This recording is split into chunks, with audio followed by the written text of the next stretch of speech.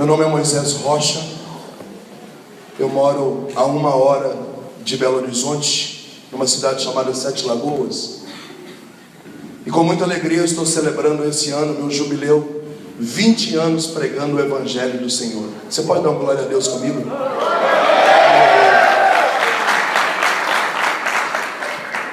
Estou celebrando com muita alegria porque 20 anos não são 20 dias. Não dá para mensurar o que eu passei em 20 anos por causa da palavra do Senhor. Deus me deu a graça de ir em 3 continentes, 7 países, quase 300 cidades do Brasil. E é uma alegria muito grande estar aqui hoje participando dessa festa da Cola de Deus. Eu sou casado há 13 anos, tenho 2 meninas gêmeas de 10, bonito igual o pai. E sou fundador da comunidade Filhos de João Batista. Vamos iniciar agora o nosso jubileu de 15 anos de comunidade de vida. Hoje nós somos 20 missionários, celibatários, homens e mulheres e casais como eu. E nós temos 7 casas de missão.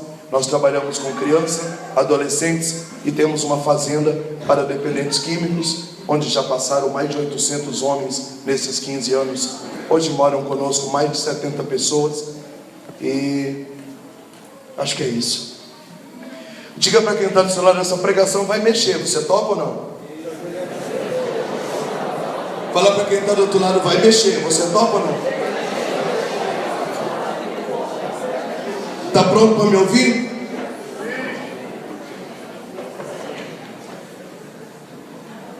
É importante que você saiba que antes de Jesus escolher os 12 apóstolos, Jesus orou primeiro. Você é inteligente.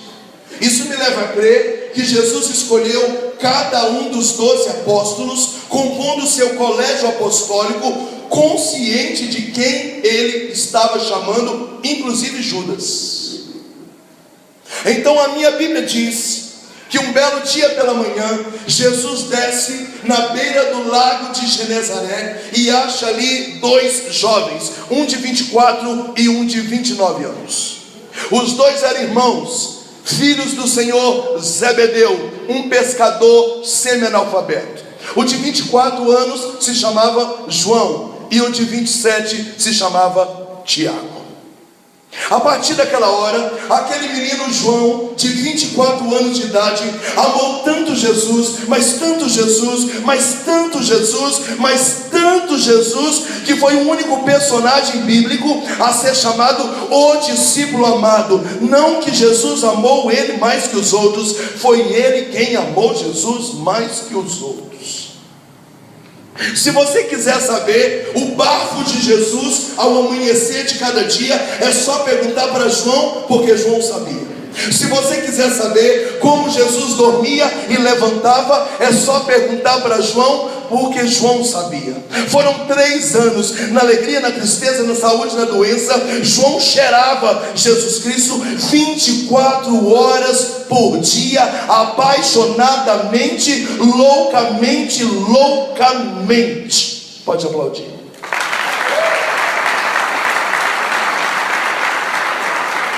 Se vocês quiserem saber quantas batidas houve no coração de Jesus enquanto ele celebrava a Santa Ceia, é só perguntar para João, porque enquanto Jesus celebrava a primeira missa da face da terra e dava à sua igreja o seu sacerdócio, João estava com a cabeça no seu peito.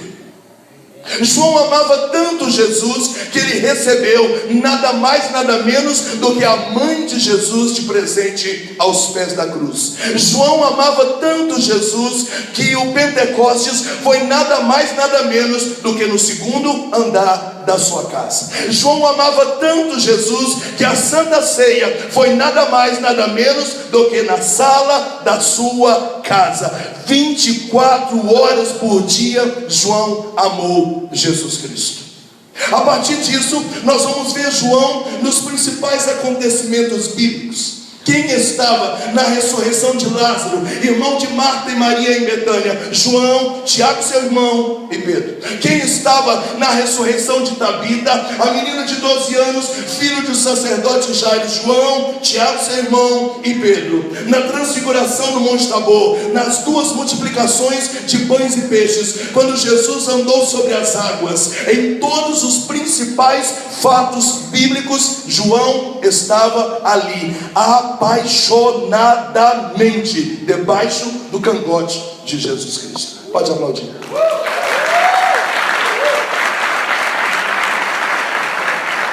Alguns comportamentos estranhos. Um dia Jesus estava dando ensinamento para os fariseus, e os fariseus começaram a falar que iam matar Jesus.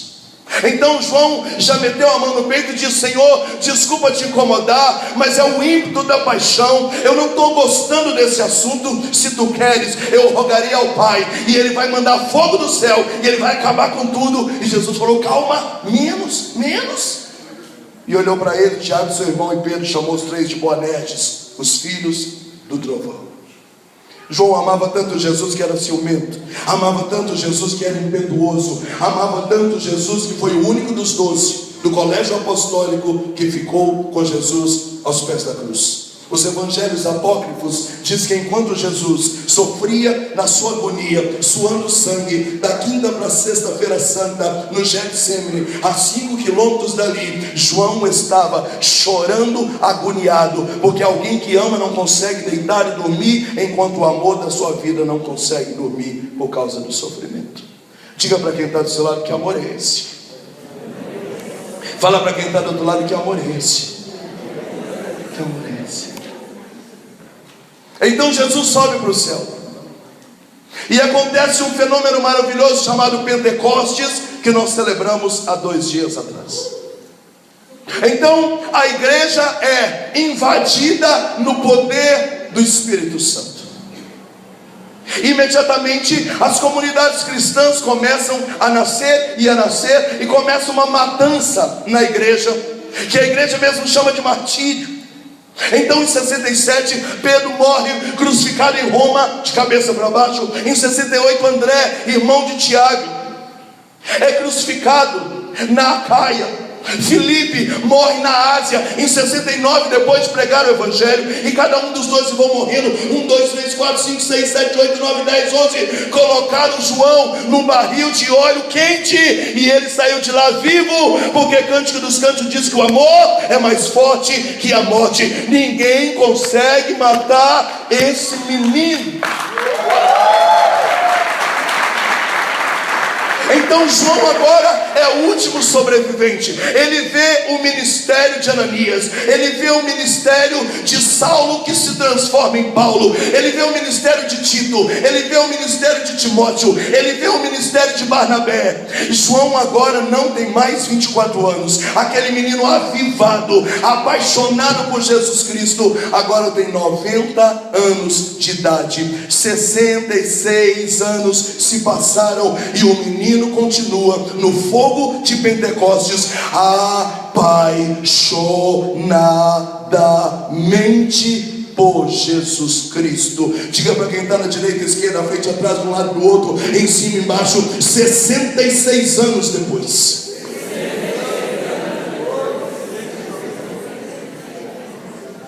O frio de Curitiba destruiu a fé de vocês. Alguém pode dar um glória a Deus, aplaudir, fazer alguma coisa ou não?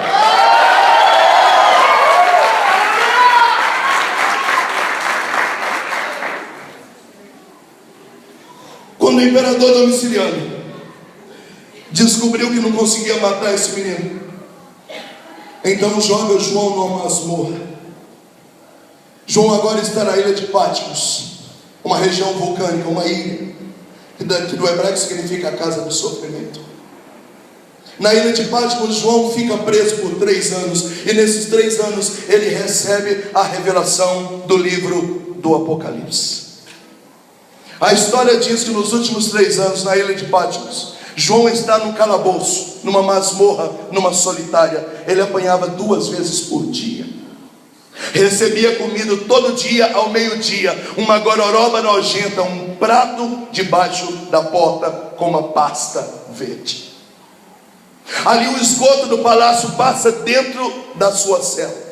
Ele passa fome, ele passa frio, ele passa sede, ele apanha 2 vezes por dia, ele está abandonado, ele está machucado. Ali João passa 3 anos da sua vida nesse estágio.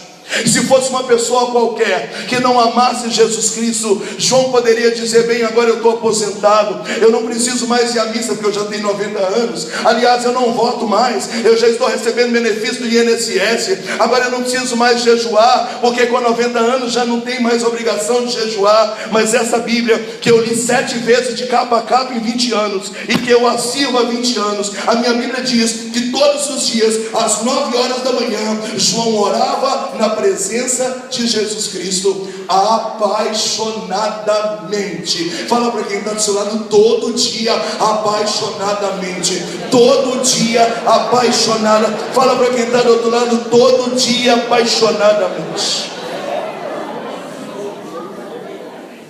Eu fico imaginando a oração de João.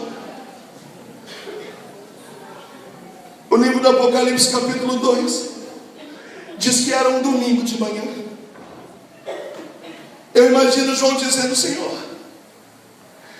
por que o Senhor fez isso comigo? Todo dia eu sinto o seu cheiro, eu tenho saudade dos seus cabelos, eu tenho saudade de passar a mão no seu rosto, na sua barba. Tem hora que eu tenho o sentimento de Paulo, há 20 e poucos anos atrás. Eu não sei se eu quero morrer para te encontrar logo, ou eu não sei se eu quero continuar aqui em Patmos para te adorar na minha casa. O detalhe é que o Senhor me escolheu para sobrar. Há muitos anos os meus irmãos de fé morreram. E por que o Senhor não me busca logo? Eu tenho saudade da sua presença, eu tenho saudade dos seus beijos. A minha alma geme todo dia, o meu coração grita todo dia: que amor é esse? Como dizia Jeremias no capítulo 20, quando eu tento refrear, eu não consigo, porque é um fogo devorador que me sobe nas entranhas e vai me queimando até os ossos. Eu tentei, mas eu não consegui, eu juro. Então eu disse: seduziste-me, Senhor, e eu me deixei seduzir. Por que o Senhor faz isso comigo? Por que o Senhor não vem me buscar? Esse coração de velho não aguenta mais isso. Então a Bíblia diz que o céu daquela masmorra se abriu, e um querubim de 15 metros de altura desceu naquela masmorra com uma escada de fogo na mão. E aquele querubim disse: ei, você está com saudade do seu amado? Sobe aqui, eu vou mostrar para você o leão da tribo de Judá. Então João está olhando aquela escada e ele disse: meu Deus, o que vai acontecer comigo agora? E o querubim diz: vem, sobe. Então João começa, ele está sendo arrebatado em espírito, há uma visão espiritual, aleluia, sobre ele agora. E quando ele sobe na escada, ele vê lá atrás que Jesus não é aquele mesmo do Isaías 53, que está desfigurado, que não tinha aparência humana, que já pareceu um verme. Jesus não é aquele do Evangelho de São João capítulo 20, onde João olha para ele transfigurado, estourado no madeiro aos pés da cruz. Jesus está bonitinho, ele está de banho tomado, ele está de barba feita. E quando João olha mais um pouco, ele vê que Jesus está sentado num trono. Acima desse trono tem ouro, tem rubi, tem jaspe, tem coralina. Quando João olha mais um pouco, ele vê que esse trono é glorioso. Quando ele olha mais um pouco, ele vê que na frente do trono de Jesus Cristo, aleluia, passa um rio de água viva. Quando ele olha mais um pouco, ele vê que há 24 anciãos de joelho incensando o Cordeiro. E quando a fumaça sobe na presença do Cordeiro, tem tronos, dominações, principados, potestades, querubins, virtudes, serafins. O céu inteiro está por cima do trono do Cordeiro imolado. Quando João olha mais um pouco, ele vê que Jesus tem cabelos brancos como a neve, que significa que Jesus é maduro. O sim dele é sim, o não dele é não. Ele sabe tudo que ele faz, ele venceu a morte. Quando João olha mais um pouco, ele vê que somente a cabeça de Jesus brilhava, porque como Jesus é cabeça da igreja, ele é santo, santo, santo, porque a única igreja que o fundador é Deus é a igreja católica. A única igreja que o fundador é Deus é a igreja católica. A única igreja que o fundador é Deus é a igreja católica.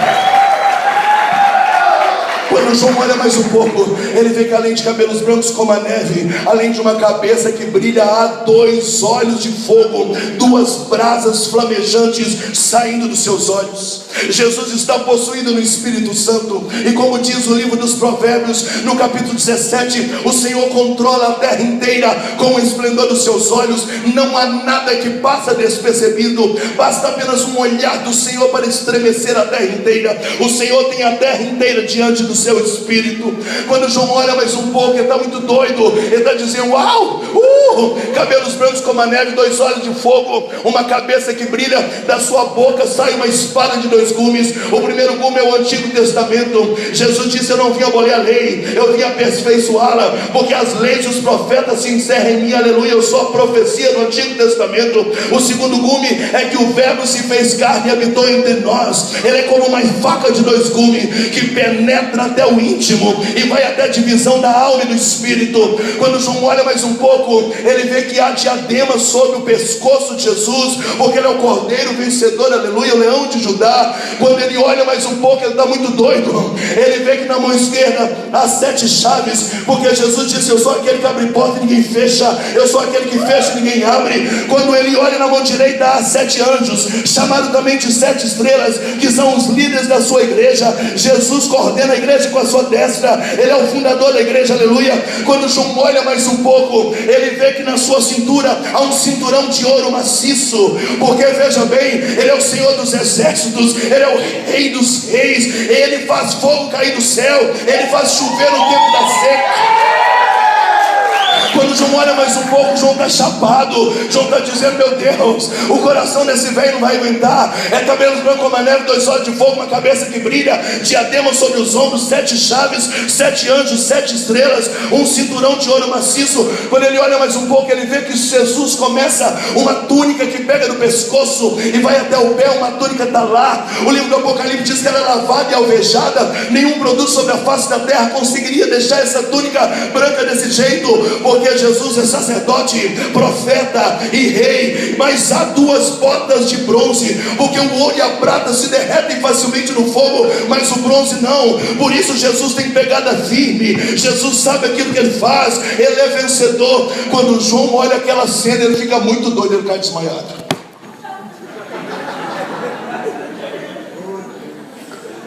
E o querubim chega e fala: bora levantar? Bora. Acabou não. E João falou: não aguento mais. Bora. Levanta Curitiba. Levanta. João se levanta. Ele está muito doido. Ele falou: não estou entendendo. Está tudo brilhando demais, fumaça subindo, anjos brincando, incenso, sacerdote, cabelo, olho, boca, cabeça, túnica, mão, cinturão, diadema, bota. João está muito doido. Ele fala: Senhor, o Senhor veio me buscar? E Jesus falou: ainda não. Pega uma caneta de nanquim e anota aí no seu pergaminho, porque eu tenho uns recados. São 7 recados, e um é para Curitiba.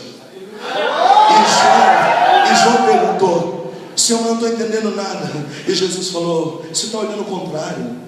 Olha o que está acontecendo. Quando João olha, ele vê que Jesus está passeando num candelabro de ouro. A palavra candelabro do hebraico é a mesma tradução de castiçal, que é a mesma tradução de igreja. É aquele castiçal, aquele candelabro de 7 velas, usado na adoração. Os judeus chamam de menorá, nós chamamos de candelabro, mas na tradução é igreja. Jesus está dentro da sua igreja, porque ele é o fundador da igreja. Mas a igreja vai passar por 7 fases. A primeira fase começa no Pentecostes, e a 7ª fase é a igreja do arrebatamento. Cada momento da igreja será um tipo de dificuldade diferente. É a igreja de Esmirna, de Éfeso, de Pérgamo, de Sardes, de Laodiceia, de Filadélfia e de Tiatira. Pega a sua Bíblia comigo, livro do Apocalipse capítulo 2.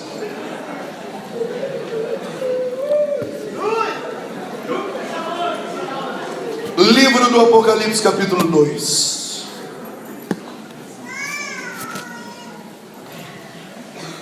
Tem nem como errar. O último livro da Bíblia. Pergunta para quem está do seu lado: cadê a sua Bíblia, hein?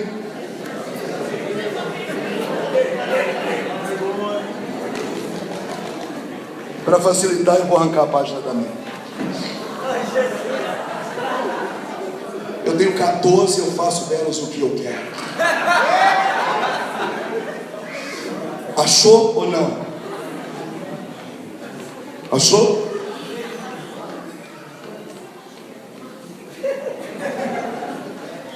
Ao anjo da igreja, lembrando, o anjo é equivalente à estrela, que são 7, que está na mão direita.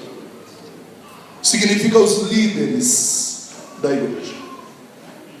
Veja bem que essa carta não é um recado para uma pessoa qualquer.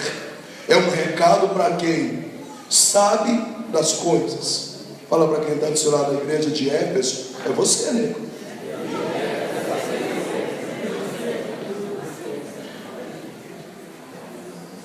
Ao anjo da igreja de Éfeso escreve: eis o que diz aquele que segura na mão direita as 7 estrelas. Já falei. Aquele que caminha entre os 7 candelabros de ouro. Já falei. Agora começa uma sequência de 5 elogios. Aproveita para sorrir, porque depois eu vou bater sem dó. Primeiro elogio, diga comigo: conheço as tuas obras. Fala para quem está na direita e na esquerda, ele conhece as tuas obras. Gostaria que você soubesse que esse conhecimento é minucioso. Se Jesus disse que nenhum copo d'água dado ao menor dos pequeninos será esquecido, se ele se preocupa com um copo d'água quente da torneira dado por um pobre na rua, se os nossos fios de cabelo estão contados na palma de sua mão, imagina a riqueza de detalhes quando ele diz: eu conheço as tuas obras. O Senhor está dizendo: eu sei de tudo que você passou, de tudo que você viveu, desde a sua gestação, porque foi eu que teci você fibra por fibra no seio da sua mãe. Eu sei de tudo até essa noite. Eu estou no controle da sua vida. Pode aplaudir.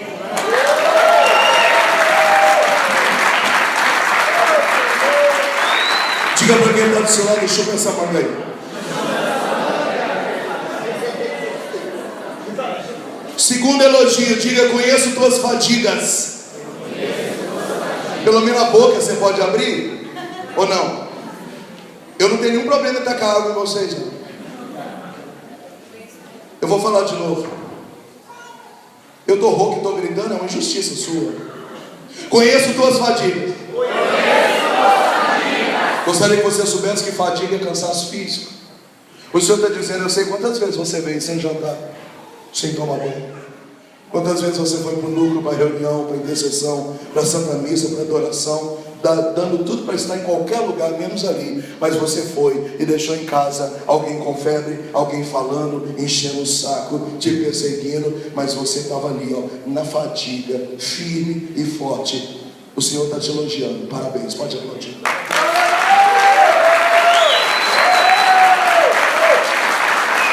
Diga para quem está do seu lado: ele está te elogiando.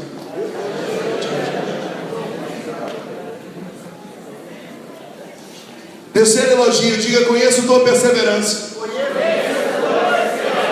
Se fadiga é cansaço físico, perseverança é luta espiritual. O Senhor está dizendo: eu sei quantas vezes você caiu, levantou, chorou sozinho, ninguém te entendeu, falou com alguém, essa pessoa disse que entendeu, mas não entendeu merda nenhuma também, e você lutando ali com Deus, confessando, comungando, só Deus sabe o que você passou, mas você está aqui de pé nessa noite. Pode aplaudir.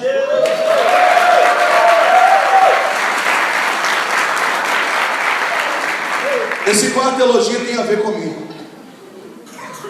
Sei que não tolero os malvados, submetestes a provas que dizem apóstolo e não são, e provaste que são falsos. Eu vou resumir, diga comigo: és criteriosa.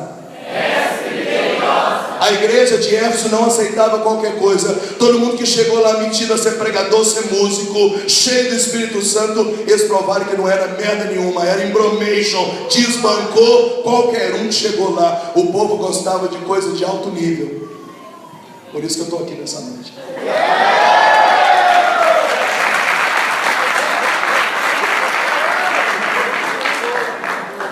Metade aplaude, metade olha para mim parecendo que saiu dos mortos e entrou aqui nessa vida. Nunca preguei para o povo desse jeito. Quinto elogio: suportastes e aguentastes por minha causa muitas coisas sem desfalecer. Diga comigo: suportastes e aguentastes por minha causa coisas sem desfalecer.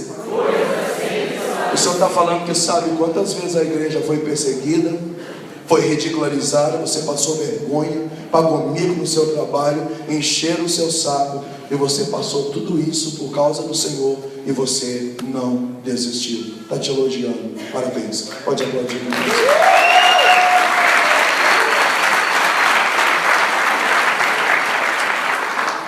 Vou repetir os elogios porque acabou também.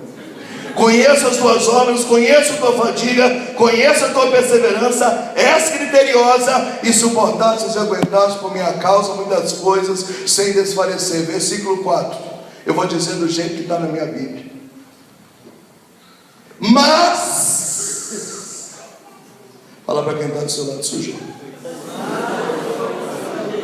Mas tenho contra ti uma só coisa. Veja, elogios são 5, mas pendências só uma cocita, só uma cocita. Abandonastes o vosso primeiro amor. Fala para quem está do seu lado: eu vou dar um soco em você, né? Sacode quem está na direita e na esquerda e diz: abandonastes o primeiro amor.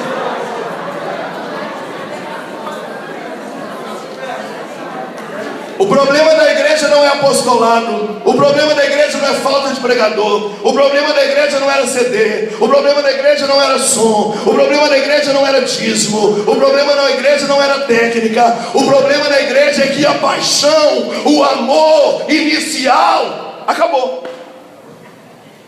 Começou muito bem. Sasaqueia. Mas acabou. Começou muito bem, no fogo, mas a paixão acabou. Diga para quem está dizendo: eu estou decepcionado com você.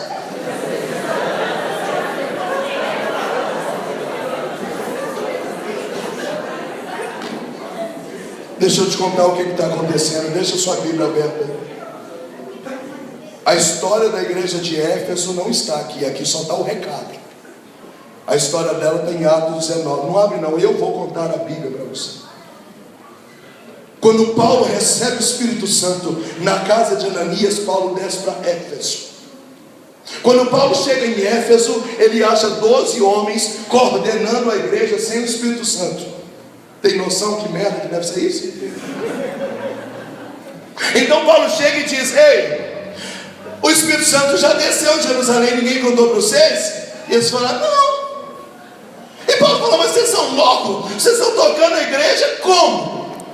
Um dos dois falou: nós somos discípulos de João Batista. A gente está naquele batismo de arrependimento, que ele chamava a gente de raça de víbora, xingava a gente e batizava a gente. Nós estamos com aquele até hoje. E Paulo falou: João Batista já morreu tem muito tempo. Deixa eu contar uma novidade para vocês. O Espírito Santo já desceu sobre a igreja. Vocês querem receber o Espírito Santo? Os 12 homens caíram de joelho. Eu não sei o que Paulo fez, que ele era um só e eram 12. Acho que ele pôs uma mão em um no outro, o pé no outro. E ele começou a e ele começou orando. E diz Atos dos Apóstolos, capítulo 19, que houve um fogo do céu. Cura, libertação, oração em língua, sabedoria, discernimento do Espírito, fé carismática. Os 12 homens se levantaram. A igreja mais pentecostal que o mundo já viu. Pode aplaudir.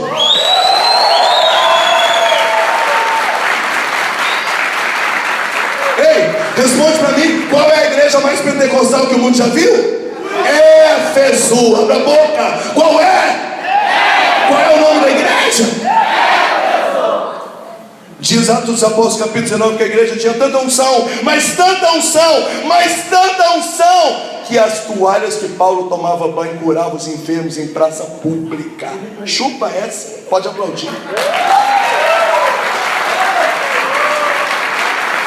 A igreja de Éfeso tinha tanta unção, mas tanta avivamento, mas tanto poder, que naquela região se adorava uma deusa chamada Júpiter. Imagina comigo uma imagem de 15 metros de altura, da cintura para cima homem, da cintura para baixo peixe, uma Iemanjá masculina em Éfeso.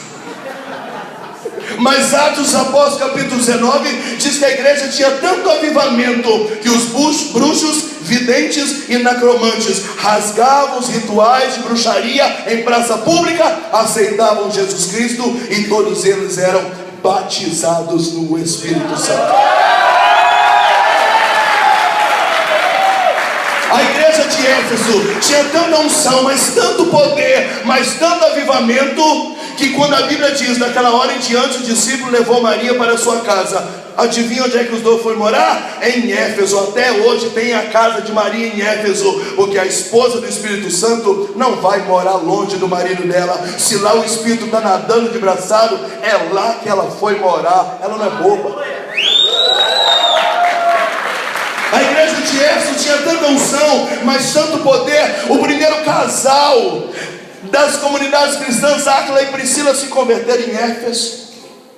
A igreja tinha tanta unção, mas tanta unção, mas tanta unção, que começou a dar briga, porque era poder demais. Então nasce ali o primeiro concílio em Éfeso, que depois vai se regulamentar em Jerusalém no ano 173, para discutir abuso de poder. É unção demais para pouca gente, está dando até briga. Fala para quem está do seu lado, está igual nós, mesma coisa.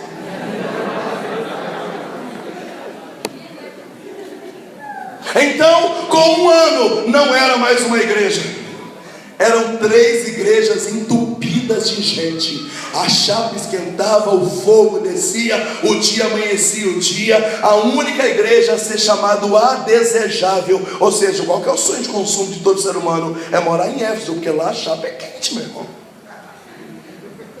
Então Paulo vendo aquela igreja, começa a orar, pedindo a Deus um filho espiritual. Então Deus levanta Timóteo. Timóteo era pupilo de Paulo, um menino de 22 anos de idade.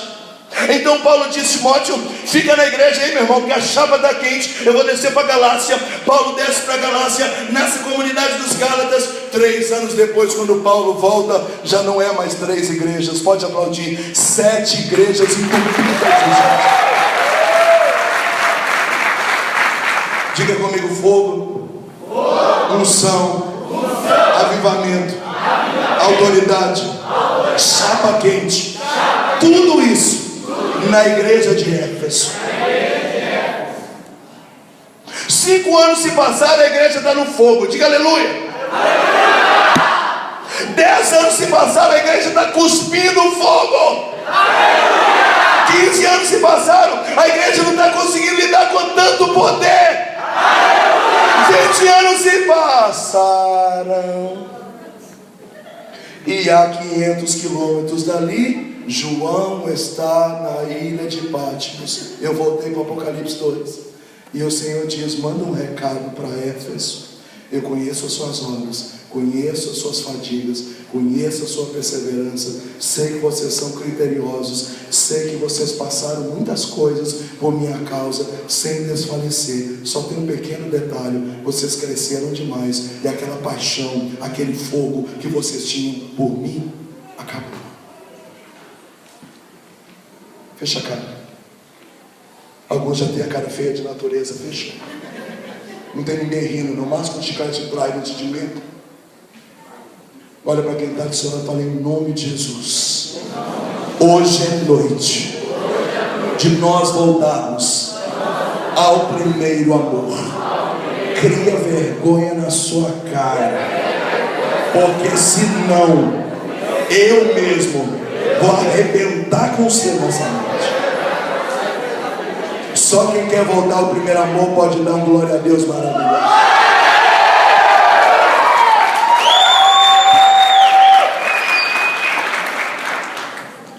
Você precisa entender o contexto. Quanto tempo já que eu estou pregando sobre avivamento? Uns 12 anos. Não estou falando com orgulho, eu estou falando com autoridade mesmo. Talvez eu sou uma das primeiras, do time dos primeiros a militar avivamento pelo Brasil dentro da igreja. Um dia eu estava orando e minha esposa falou: nós vamos ter que inventar uma Bíblia para você, você não tem mais o que pregar. Então eu comecei a orar dizendo: Senhor, eu quero arrumar coisas na Bíblia que eu nunca vi.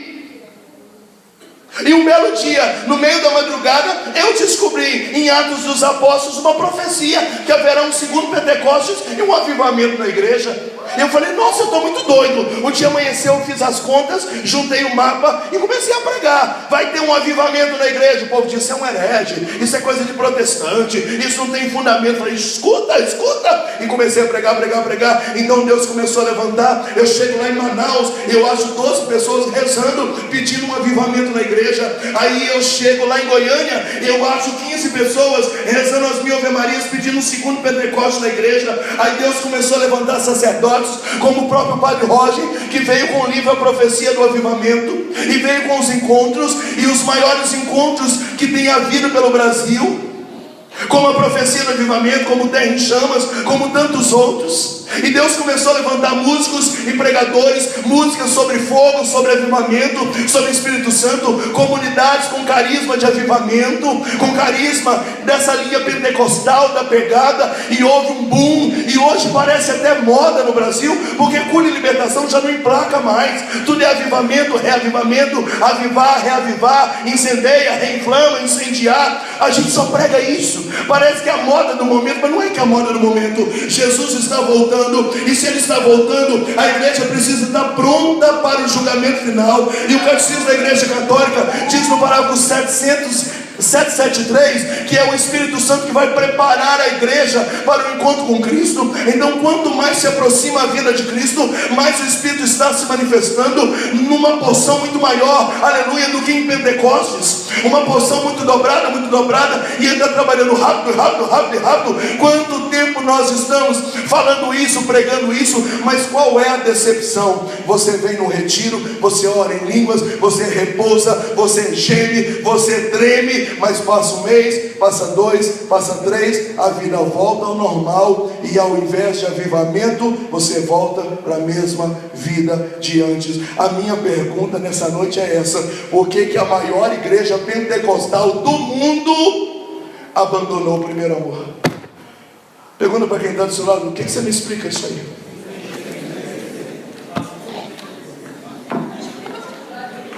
Não abre a boca para não falar besteira, só olha para mim com cara de desconfiado. Como é que você me explica?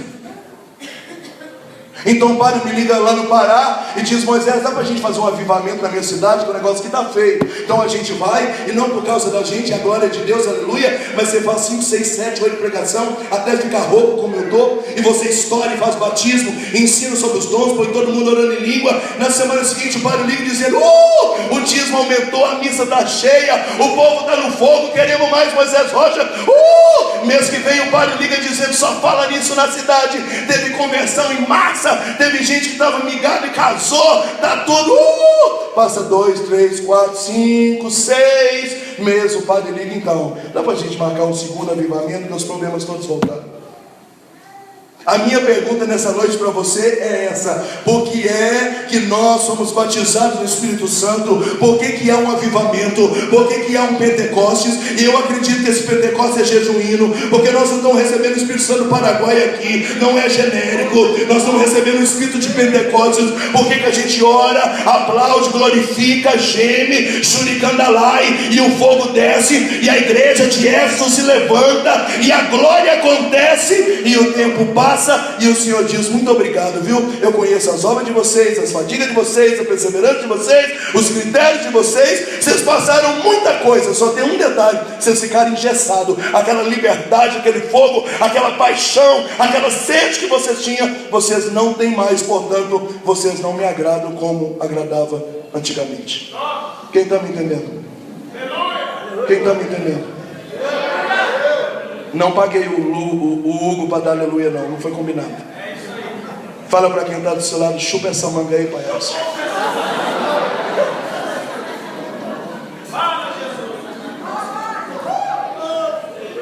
Olha para mim e me responde aí. Responde para mim o que está acontecendo.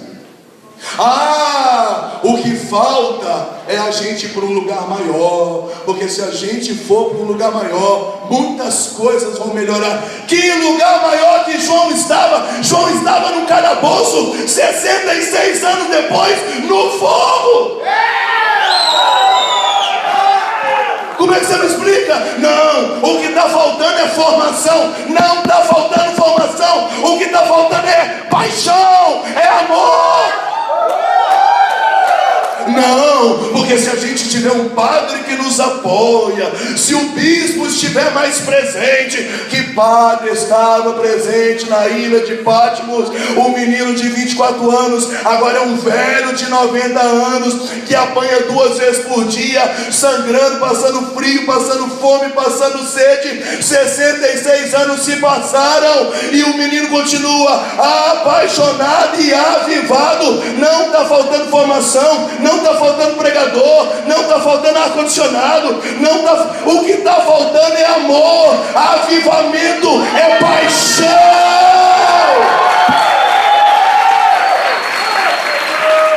Sacode que está do seu lado e fala: o que está acontecendo com você, meu?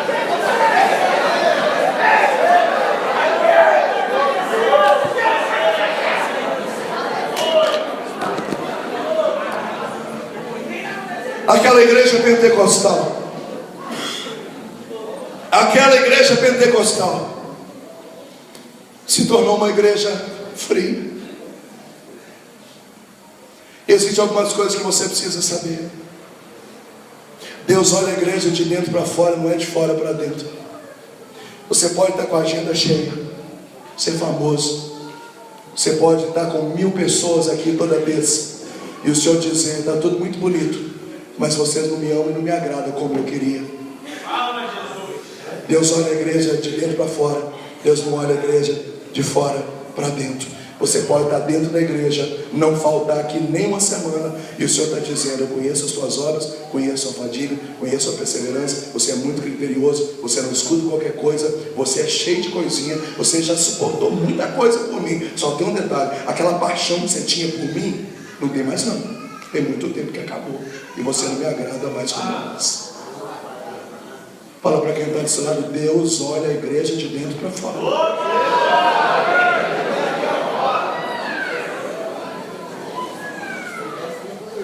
Outra coisa que você precisa saber é que esfriamento do primeiro amor é uma irresponsabilidade. Eu vou provar por quê. Quando o casal chega para mim e diz: Moisés, o nosso casamento acabou. Ele não acabou aqui, ele acabou 2 anos atrás. Porque já tem 2 anos que ele está dando sintomas de que vai acabar, vai acabar, vai acabar. E a pessoa não pede ajuda, ela espera acabar para pedir.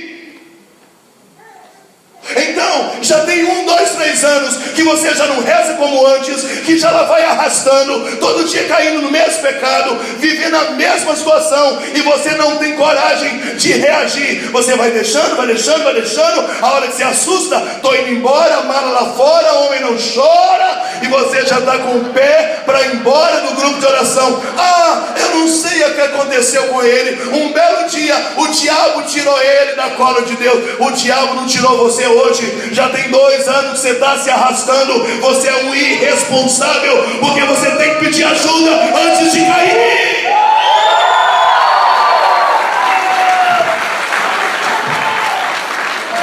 Pergunta para quem está do seu lado: o que está acontecendo com você?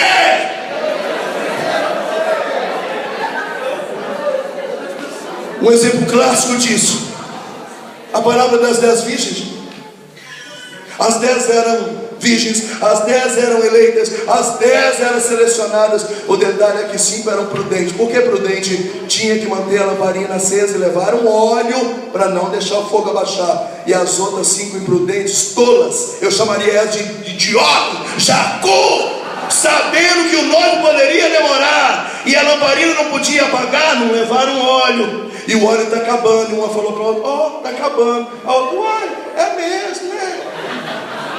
E aí um olhou para o outro e falou: uai, mas o fogo está pequenininho. A outra: uai, é mesmo, né? Acabou. Aí a Bíblia diz que foram nas prudentes e falaram: dai um pouquinho dos nossos olhos. Assim por dentro disseram, querida, salvação é individual, óleo é individual, unção é individual. Não dá para você ficar aceso na minha chama, não. Você tinha que ter colocado azeite na sua lamparina. Aí um olhou para o outro e falou, uai, deve ser de Curitiba, uns trem desses, não tem lógica. Aí falou, então vamos comprar. Foi comprar, o noivo chegou, pôs as 5 para dentro, fechou. Os idiotas que foram comprar chegaram, Senhor, não vos conheço.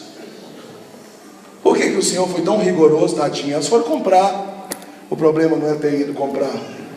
O problema é deixar a lamparina abaixar, o fogo acabar, e você não reagir. Isso é irresponsabilidade. Fala para quem está do seu lado, esfriamento é irresponsabilidade. Não, mas você está falando com a cara muito boazinha. Eu quero que você feche a cara mais ruim que essa que você já tem e está me olhando. E olha para quem está na direita e na esquerda e diga, esfriamento é uma responsabilidade.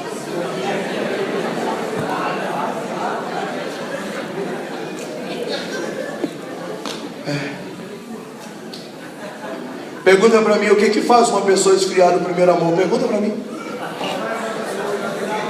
Horrível. Dá para abrir essa boca ou não? Me pergunta, o que faz uma pessoa esfriar no primeiro amor? Pergunta para mim, o que faz uma pessoa esfriar no primeiro amor? Porque ela é batizada, ela recebe poder, unção, avivamento, experimenta a glória, e passa 6 meses, 1 ano, esse fogo abaixa, e o Senhor diz, não é mais como antes. Por quê? Eu anotei aqui algumas coisas. Fala para quem está do seu lado, chupa essa manga aí. Primeira coisa que eu anotei, bate no seu peito e diga, influência externa. Bate o seu, eu não vi o tum-tum, diga influência externa. O que você acha que é influência externa?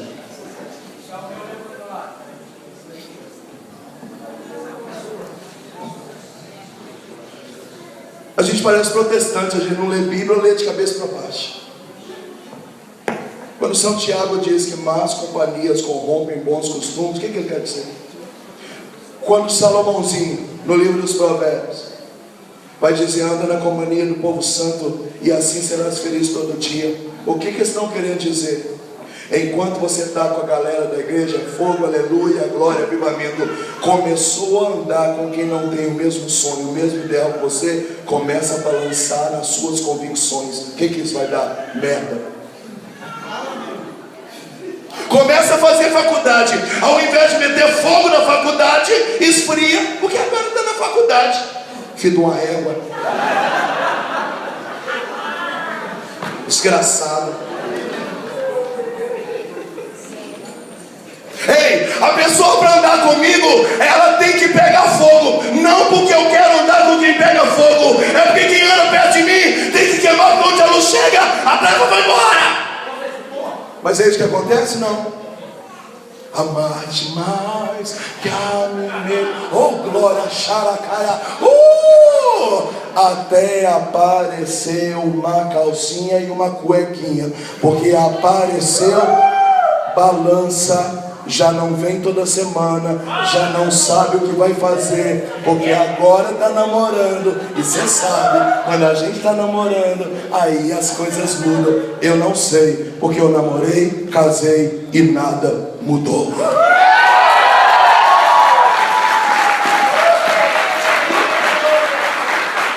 Lembra da propaganda da Parmalat, que entrava o menininho e falava, tomou? Fala para quem está do seu lado, tomou?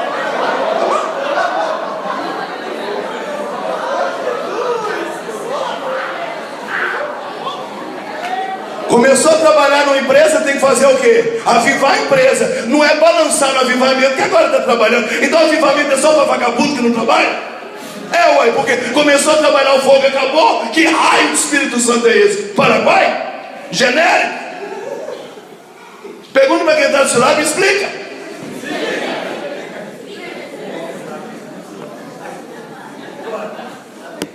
Quando a minha esposa apareceu na minha vida, Mulherão maior que eu, do olho verdinho. Eu falei, você me serve, mulher? E ela falou, estou gostando de você. Eu falei, vamos rezar. Rezar como? 7 meses, sem beijar, sem pegar na mão. Rezar rosário, fazer jejum, ver o que Deus quer.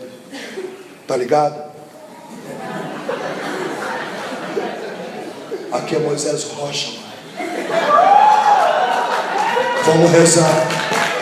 Vamos jejuar. Depois de 7 meses com profecia, palavra de ciência, tudo quanto é tipo de coisa, fala, agora sim, vamos pegar na mão, vamos beijar pela primeira vez, vamos aparecer publicamente de mão dada. Namoramos, noivamos, sentamos com o casamento marcado e diz, vem cá. Primeiro lugar na minha vida é Jesus. Segundo também. Terceiro também. Quarto também. Está disposta a pegar o que sobrar para você? Ela disse sim. Falei, então você vai ter o melhor marido que uma mulher pode ter. Porque, pera, um marido só é capaz de fazer uma mulher feliz quando Jesus está em primeiro lugar. E eu disse para ela, o dia que você cair na besteira de querer roubar o primeiro lugar e querer que Jesus ceda um lugar para você, nosso casamento acabou, porque eu não consigo amar você do jeito que você merece.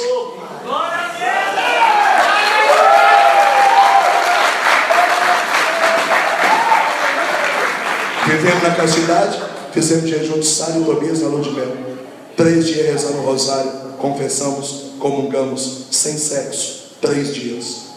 Acabei de completar 13 anos de casado, faria tudo de novo. A gente vive uma paixão louca desse amor avassalador. Nasceu 2 meninas de uma vez. Mas ninguém roubou o senhorio de Jesus, nem do meu, nem do dela coração.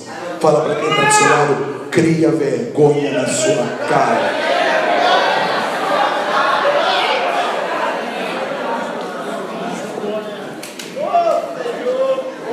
Tem que ter muito peito para poder dizer o quê?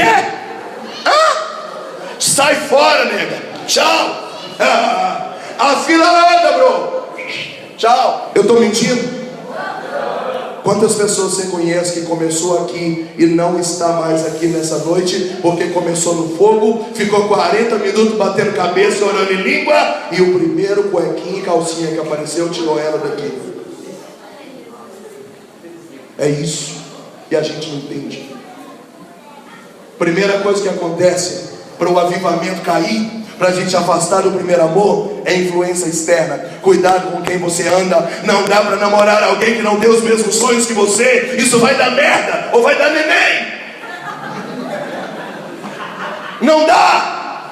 Não dá para viver castidade com quem não sonha com você, com quem não tem a mesma vontade que você, para quem não quer ser adorador como você. Não dá. Não dá para ser amigo. Estou falando de colega, não. Nem contato de Face, Zap, não. Estou falando de comunhão de coração.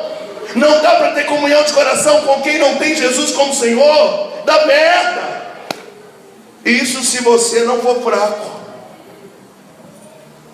Eu acho que eu não sou uma pessoa fraca não, depois de 21 anos. Mas eu quero abrir meu coração aqui e contar para você uma coisa que eu vivi em dezembro. Eu passei de janeiro a 17 de dezembro fazendo 35 pregações por mês. Fui em 80 cidades do Brasil. Dia 17 de dezembro eu parei a agenda. Eu falei, eu vou morrer. Eu preciso descansar, Natal, Ano Novo, porque 6 de janeiro a agenda já está entupida de novo. Então eu tirei 2 semanas e meio para descansar. Fui visitar um amigo.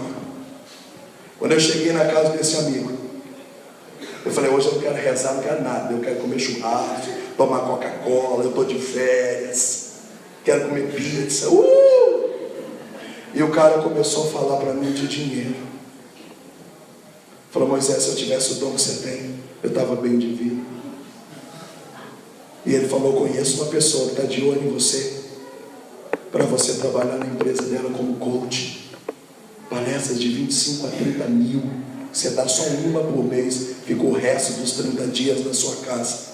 Sua família vive melhor, você continua na igreja, pode ir à missa todo dia, não precisa dessa luta sua. Gente, De 8 da manhã até meio-dia, eu comecei a acreditar que eu estava desperdiçado no Evangelho.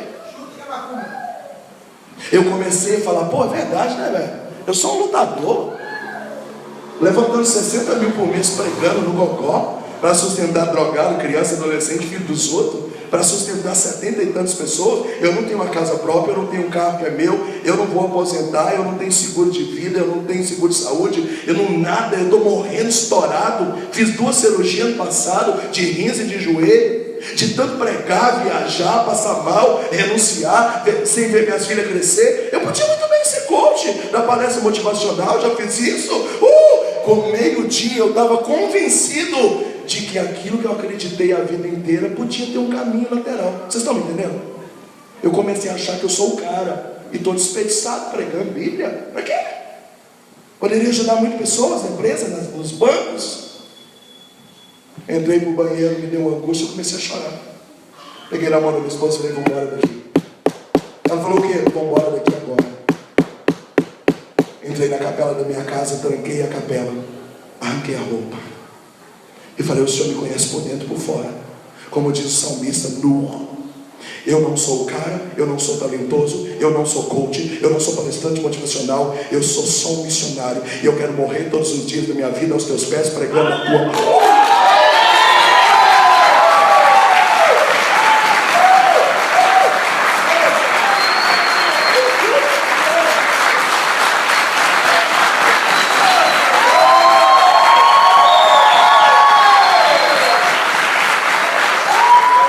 Fala para quem está do seu lado, muitos afastaram do primeiro amor por influências externas.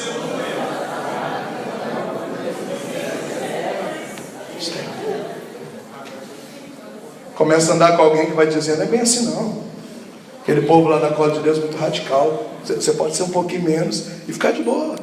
Deve ter até gente que vem aqui toda terça, escuta, acha bonita, mas peneira e fica só com o que agrada, porque não precisa ser 100% o que ensina, não. Primeiro que você é um falso. Segundo que você vai cair. Porque todo mundo que não abraçou a ideia, e a ideia é Cristo, aleluia, caiu. Bate no seu peito e diga, eu estou entendendo. O que esse gordo de Minas Gerais está falando.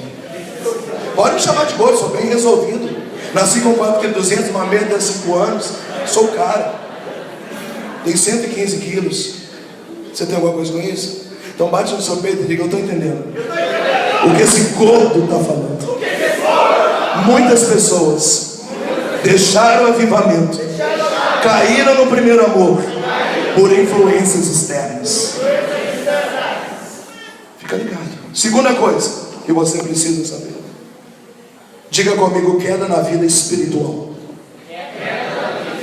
Bate no seu peito, quero ver o tutu e diga, queda na vida espiritual.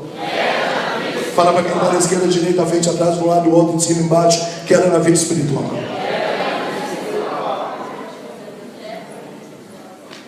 Ó, eu vou falar aqui como autoridade, tá? Se eu estou esses anos todos pregando sobre o avivamento, eu posso te dizer.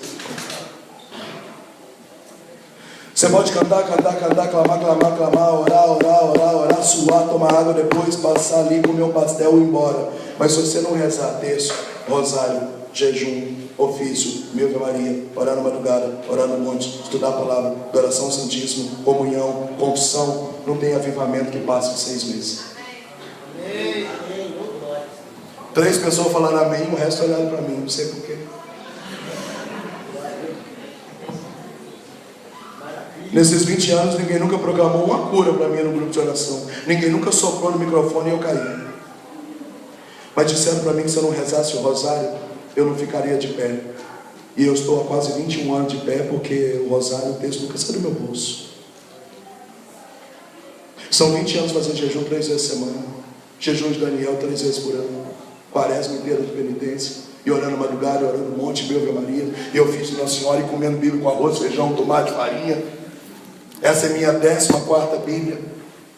comendo Bíblia, catecismo, doutrina, adoração, santíssimo. E não é porque eu sou missionário, porque eu sou missionário há 15 anos, mas eu caminho com Jesus há quase 21. Então eu trabalhava na empresa, saía do grupo de oração, trabalhava a madrugada inteira fabricando peça de carro para Fiat. Quando acabava o dia, sujo de graxa, ia para a missa das 7. Depois da missa das 7, 2 horas de adoração ao Santíssimo. Aí eu ia para casa dormir. Acordava 2, almoçava, texto da misericórdia 3 horas, rosário 4 horas, pregava de noite, já ia trabalhar mais madrugada. Nenhum dia da minha vida eu deixei a minha vida espiritual. Eu garanto para você que o que sustentou João 66 anos depois do Pentecostes, além da paixão por Jesus Cristo, é que a minha Bíblia diz que ele orava todo dia na presença de Deus, até na cadeia. Se você não rezar, o avivamento vai acabar, o amor vai abaixar e você vai cair.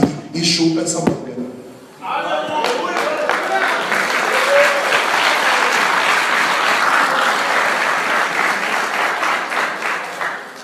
Faz essa pessoa passar só um pouquinho de vergonha. Pergunta para ela: já rezou o rosário hoje?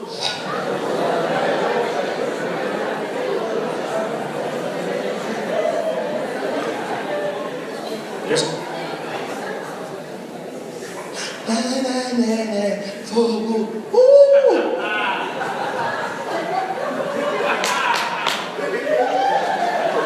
Saiu ali fora, nego. Se você não rezar o texto, você vai levar sua namorada em casa e escutando essa pregação, você ainda vai passar a mão nela hoje ainda. Se não jejuar, se não buscar na palavra, se não confessar.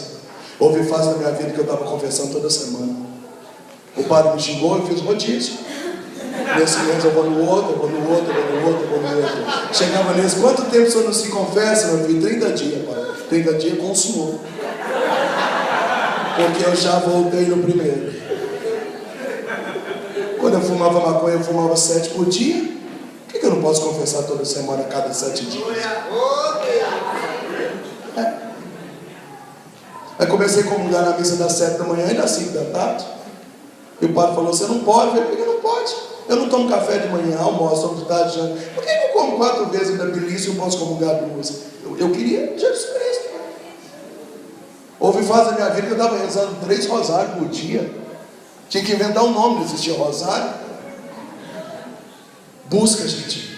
Busca. Não adianta. É todo mundo bonitinho, legalzinho. Só que amanhã é quarta-feira. A hora que você assustar, deu 4 horas da tarde, você não fez nem sinal da cruz, e mais um dia se passou. Aí assustou, já deu quinta. Fogo! Irmão Trovão vai estar pregando aqui. Aí deu sexta. A hora que você assustar, a semana de avivamento acabou. E você não foi à missa essa semana, não rezou nenhum terço. Você acha que você vai durar quanto? Quanto tempo? Nós não somos protestantes não, gente. Nós somos católicos. Ajuda aí.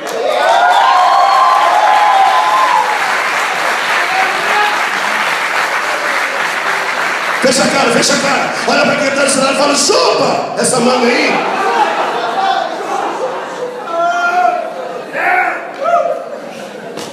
Terceira coisa que o nosso tempo está acabando, que faz primeiro amor e avivamento abaixar. Diga comigo: pecados não eliminados.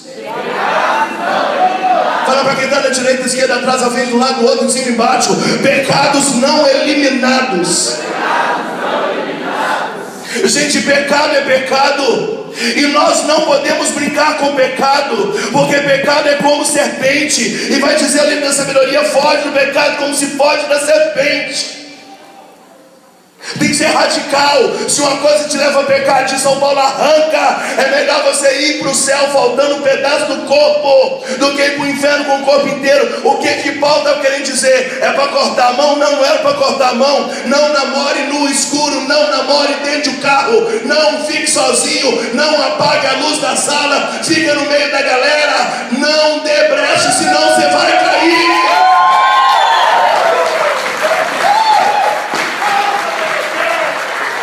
Você não é forte em merda nenhuma, você é fraco. Paulo diz: nós queremos fazer o bem e acabamos fazendo o mal, e não conseguimos fazer o bem que quero e acaba fazendo o mal que eu não quero. É a nossa natureza decaída, a concupiscência humana. Você tem que vigiar.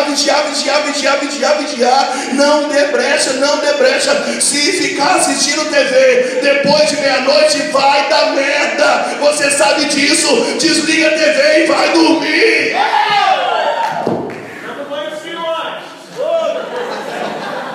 Fala para quem está do seu lado, chupa. Tem que ser radical, tem que ser radical. Sou conhecido como pregador radical? Sou, e vou ser radical sempre, porque todo mundo que eu vi pregando light já caiu. Não dá para beber socialmente. Quem bebe socialmente, bebe social e mente. Vai dar bomba.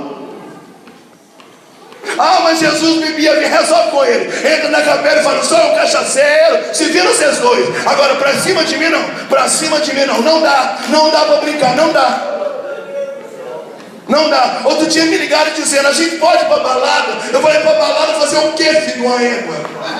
A pessoa falou, não, inclusive eu vou lá no rodeio e lá eu vou mostrar para todo mundo que é possível participar sem bebida. Eu vou dar testemunho de Jesus. Eu falei, só uma coisinha que eu quero te dizer, isso é profético. Eu nunca vi ninguém que saiu do mundão e veio para a igreja por causa de alguém da igreja que estava no show. Mas todo mundo que eu vi para o show nunca mais voltou para a igreja. Fala para quem está dizendo, vai tomar. Não dá não, galera.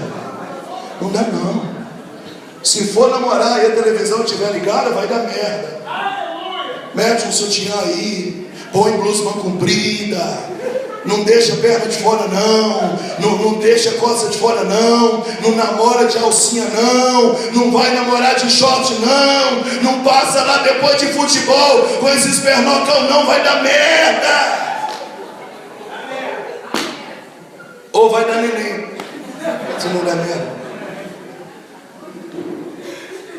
Eu lembro uma vez que eu fui namorar e a gata não estava aguentando mais, nem eu. Nós olhávamos para os outros, a gente estava até gemendo de vontade de pecar. Ela olhou e falou, hoje eu estou daquele jeito. Eu falei, então você fica aí. Eu no sofá, ela no outro, falei, fica. Ela olhava, gostou, falei, fica aí. Não dá. Se você não for radical com você mesmo, você vai cair. Muitas pessoas deixaram o avivamento, caiu, o primeiro amor caiu, porque foi vivendo, não é bem assim não, eu posso assistir, vamos assistir umas novelas, só saber peneirar, a gente vai em alguns lugares, algumas coisinhas, gente tem que correr, algumas festas de família tem que correr, algumas rodinhas tem que correr, algumas coisas de porta de faculdade não dá para conviver, alguns tipos de coisa não dá para curtir na internet, existe vídeos que não dá para assistir, existe roupas que não dá para vestir, você vai sendo radical com você mesmo e vai criando um processo de santidade, aleluia. Você não é anjo, você vai lutando, percebendo sua natureza, a sua dificuldade e vai trabalhando. Eu duvido que o avivamento vai acabar, eu duvido. Fala para quem está do seu lado, chupa essa aí. Chupa essa aí.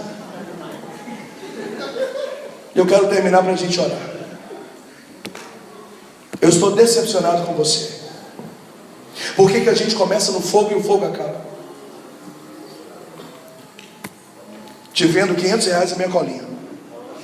Eu não dei 5, mas o tempo já acabou, já falei 3, chega também. Já cansei de você. Influência externa, queda na vida espiritual e pecados que você não eliminou. Sabe qual é o meu sonho? Hoje nós estamos completando 12 anos de Colo de Deus. Eu quero ver com 90 anos, na ilha de Patmos. Eu, Hugo, igual o João, só na bagaça, cadeira de roda, tudo velho. E alguém perguntar, e aí? Oh meu Deus, o fogo aqui nunca baixou, meu filho.